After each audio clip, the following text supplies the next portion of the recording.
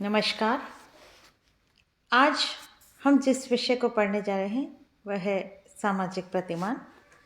यह सामाजिक प्रतिमान एक तरह से हमारे आज सामाजिक आदर्श नियम भी कहलाते हैं और व्यक्ति के व्यवहारों को नियंत्रित करने के लिए सामाजिक प्रतिमान आवश्यक होते हैं। हम सामाजिक प्रतिमानों की बात करें तो वहाँ हम देखते हैं कि समाज व्यवस्था बनाए रखने के लिए प्रतिमानों का बहुत अधिक महत्व है। इन्हीं के आधार पर हम किसी मानवीय व्यवहार को उचित या अनुचित ठहरा सकते हैं। मानव में मूल रूप में वे सभी प्रवृत्तियां पाई जाती हैं जो पशुओं में पाई जाती हैं, किंतु पशुओं का व्यवहार केवल शारीरिक आवश्यकताओं से प्रभावित होता है, जबकि मानव का व्यवहार अंशतः शारीरिक और सांस्कृतिक दोनों ही व्यवहारों से प्रभावित होता है। वह समाज के स्वीकृत तरीकों को अपनाता है। इन्हें हम सामाजिक प्रतिमान कहते हैं।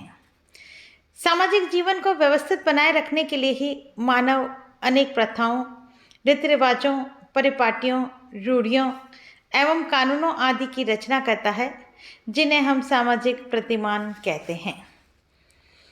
सामाजिक नियम ही सामाजिक प्रतिमान कहलाते हैं। समाज व्यवस्था को सुचारू रूप से चलाने एवं समाज में नियंत्रण बनाए रखने के लिए प्रतिमानों का होना आवश्यक एवं अनिवार्य होता है। यदि हम सामाजिक जीवन पर दृष्टि डालें तो पाते हैं कि सामाजिक संबंधों में आश्चर्यजनक व्यवस्था में स्थिरता पाई जाती है।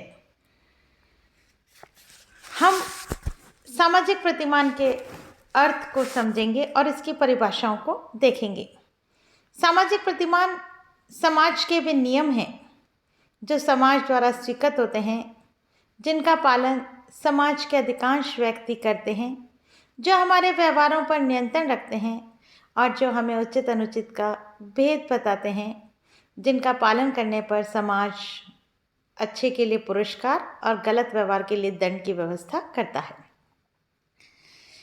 दूसरे शब्दों में यदि हम यह कहें कि समाज के आचरण के नियम ही सामाजिक प्रतिमान कहलाते हैं। डेविस लिखते हैं, आदर्श नियम एक प्रकार के नियंत्रण है। मानव समाज इन्हीं नियंत्रणों के बल पर अपने सदस्यों के व्यवहार पर इस प्रकार अंकुश रखता है जिससे वे सामाजिक आवश्यकताओं की पूर्ति के साधन के रूप में कार्य करते रहें, भले ही उनकी प्राणी शास्त्रीय आवश्यकताओं में इससे बाधा पहुंचती हो। ये कहते हैं कि समाज जैसा चाह रहा है, समाज में जैसा व्यवहार स्वीकृत है, उसी के अनुरूप आचरण करने के लिए व्यक्ति को बाध्य किया जाता है। व्यक्ति से अपेक्षा की जाती है कि वह अपनी आवश्यकताओं की पूर्ति उसी के अनुरूप साधनों को अपनाते हुए करे। वे प्राणी शास्त्रीय आवश्यकताओं का ध्यान न रखकर सामाजिक आवश्यकताओं का ध्यान रखें। यंग लिखते हैं, सामाजिक प्रतिमान समूह की अपेक्षाएं हैं। जो समूह के स्वीकृत व्यवहार हैं, समूह जो अपेक्षा करता है, वही सामाजिक प्रतिमान कहलाते हैं। हार्लम्बॉस के अनुसार प्रत्येक संस्कृति में ऐसे निर्देश बड़ी संख्या में पाए जाते हैं जो विशिष्ट परिस्थितियों में व्यवहार को निर्देशित करते हैं। ऐसे निर्देशों को ही मानदंड कहते हैं। हमने आरंभ में ही देखा कि हमारा व्यवहार सांस्कृतिक निर्देशों के अनुरूप भी होता है।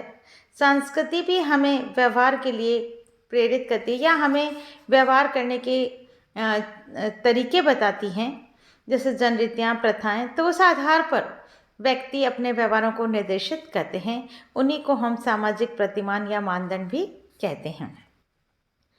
रॉबर्ट बिरस्टेड लिखते हैं कि सामाजिक प्रतिमान संक्षेप में कार्य प्रणालियों की प्रमाणित विधियां हैं। कार्य संपन्न करने का एक तरीका है, हमारे द्वारा स्वीकृत है या हमारे समाज द्वारा स्वीकृत है। उन्होंने भी वही बात दोहराई है कि हमारे कार्य करने के जो तरीके हैं, जो विधियां हैं, वह समाज के द्वारा स्वीकृत होते हैं। उन्हीं के अनुरूप हम अपने आचरण को करते हैं, वे सामाजिक प्रतिमान कहलाते हैं।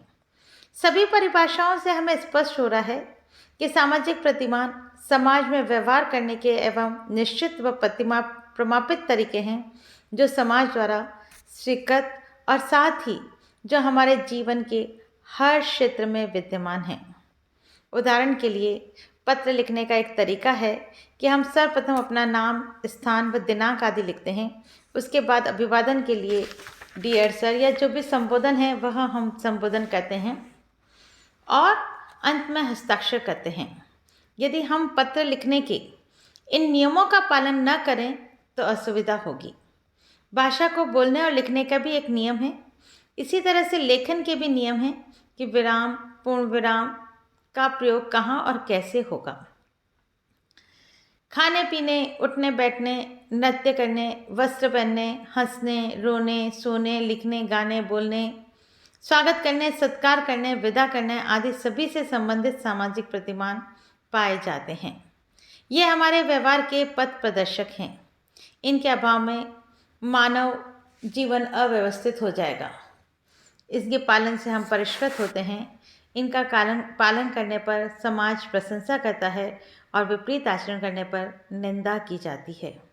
ये हमारे व्यवहार को नियंत्रित करते हैं, सामाजिक संबंधों को नियमित करते हैं एवं समाज व्यवस्था को स्थिरता प्रदान करते हैं। ये सामाजिक प्रतिमान का अर्थ हमने देखा और अब हम देखेंगे सामाजिक प्रतिमानों की विशेषताएं। विशेषताएं इसकी जो है वह निम्नलिखित हैं। सामाजिक प्रतिमान का अर्थ उन सामाजिक नियमों से है जिनके पालन की अपेक्षा समाज के सभी सदस्यों से की जाती है। सामाजिक प्रतिमानों के बहुत सारे छोटे बड़े नियम उपनियम होते हैं। सामाजिक प्रतिमान सभी समाजों में अनिवार्य रूप से पाए जाते हैं। हम ऐसे मानव समाज की कल्पना भी नहीं कर सकते जिसके कोई आदर्श नियम न हो।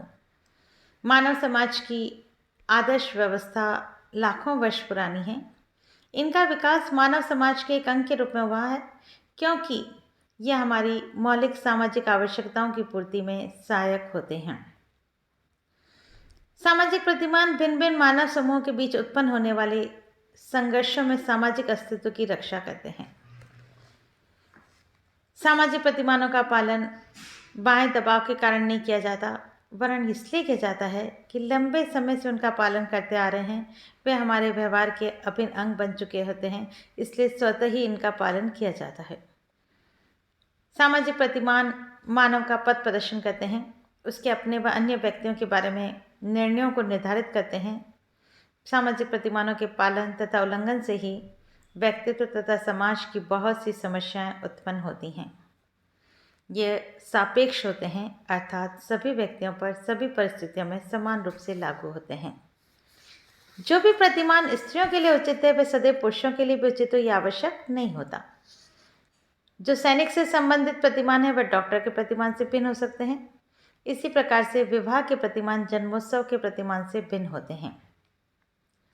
सामाजिक प्रतिमान नैतिक कर्तव्य की भावना से संबंधित होते हैं, अर्थात हमें बताते हैं कि व्यक्ति को विद्यमान परिस्थिति के अनुसार कुछ विशेष प्रकार के व्यवहार करने चाहिए अथवा अनिवार्य रूप से करने चाहिए। इनमें कर्तव्य पालन की भावना भी निहित होती है।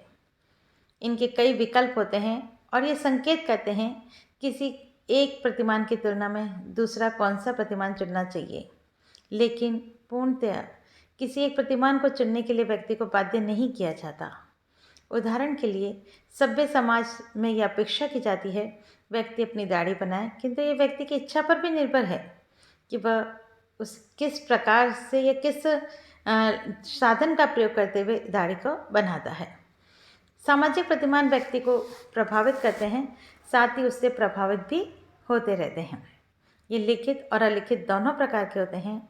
प्रथा, परंपरा, रूढ़ियाँ, फैशन अलिखित सामाजिक प्रतिमान है, किंतु कानून लिखित प्रतिमान है। सामाजिक प्रतिमानों का संबंध सामाजिक उपयोगिता एवं आवश्यकताओं से है। आवश्यकताओं के बदलने के साथ साथ सामाजिक प्रतिमानों में भी परिवर्तन आता है। समय के साथ यदि इनमें परिवर्तन नहीं होता है तो वे सामाजिक कुरीतियों एवं रूढ़ियों के रूप में परिवर्तित हो जाते हैं। सामाजिक प्रतिमानों का संबंध समाज की वास्तविक परिस्थितियों से होता है। उदाहरण के लिए यदि समाज ये प्रतिमान बना दे कि प्रत्येक व्यक्ति के पास अपनी कार होनी चाहिए, लेकिन कार खरीदने के लिए पैसे एवं सुविधाओं के अभाव में यह प्रतिमान व्यर्थ होगा। ये नियंत्रण के साधन होते हैं। जो मानवीय व्यवहारों को नियंत्रित एवं व्यवस्थित करते हैं। ये सामाजिक आवश्यकताओं की पूर्ति के साधन के रूप में कार्य करते हैं। इस तरह से सामाजिक प्रतिमान हमारे व्यवहारों को पूर्णतः नियंत्रित करने का कार्य करते हैं, हमारे सामाजिक आवश्यकताओं को पूरा करते हैं, समाज में व्यवहार करने के तरीकों को प्रेरित करते हैं और इस तरह से सामाजिक प्रतिमान हमारे लिए आवश्यक होते हैं। धन्यवाद।